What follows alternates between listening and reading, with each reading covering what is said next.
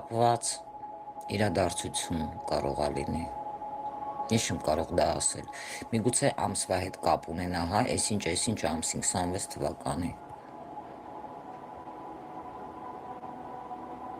25 թվանշանի հետ կապ ունի։ Բավականին շոկային, ոչ միայն շոկային զարմանք, որ գլխի մեջ չի տեղավորվում մարդ, այսպես ինֆորմացիաներ։ 4-օրյա պատերազմում նահատակված Գոռ Եռմալովյանի 26-ամյա քույրն է։